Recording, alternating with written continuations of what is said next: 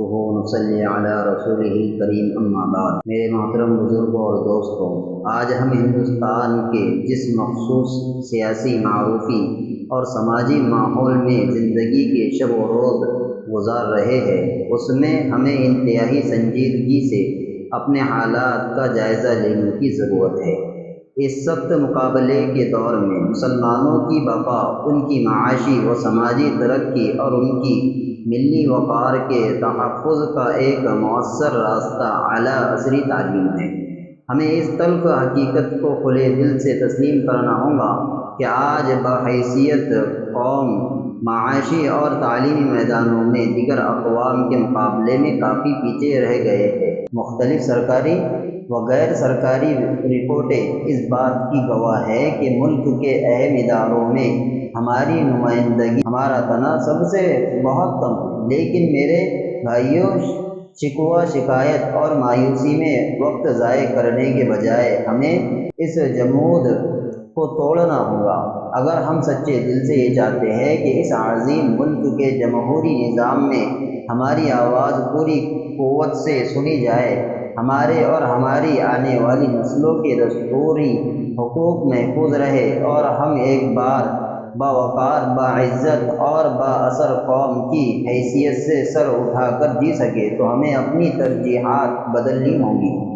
اب وہ وقت گزر گیا جب محض گزارے کے لائق تعلیم کافی سمجھی جاتی تھی۔ اب وقت آ گیا ہے کہ ہم اپنے بچوں کی صلاحیتوں کو پہچانیں، انہیں بڑے خواب دیکھنا سکھائیں اور انہیں جدید عصری تعلیم میدانوں کے اعلیٰ ترین درجات تک پہنچائیں۔ ہمیں اپنے ذہین اور باصلاحیت بچوں کو محض چھوٹی موٹی ڈگریوں تک محدود رکھنے کے بجائے جیسے IPS IAS کے کٹھن امتحانات کی تیاری کروانی ہوگی، تاکہ وہ ملک کے انتظامی ڈھانچے کا مضبوط حصہ بن سکے۔ ہمیں انہیں قانون لاء کے میدان میں اتارنا ہوگا تاکہ وہ عدالتوں میں مظلوموں کی حق رسی کر سکے، آئین کا دفاع کر سکے۔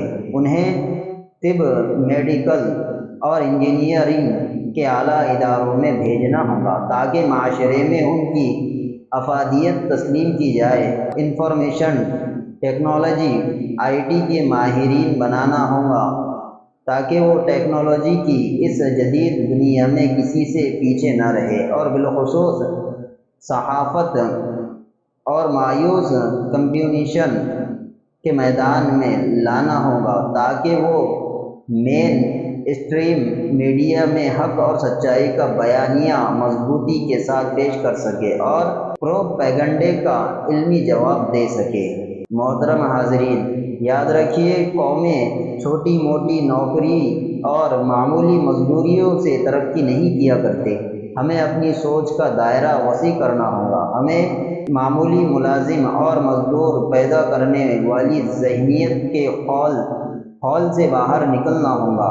اب ہمیں ملک کے پالیسی ساز، اعلیٰ افسران، دانشور اور قانون دان پیدا کرنے کی فکر کرنی ہوگی۔ جس دن ہمارے بچے اس ملک کے فیصلہ ساز داروں میں اپنی قابلیت کا لوہا منوا کر بیٹھیں گے، اسی دن معاشرے میں ہمارا کھویا ہوا مقام بھی بحال ہوگا اور ہم اس ملک کی تعمیر و ترقی میں اپنا شاندار اور قائدانہ کردار ادا کر سکیں گے۔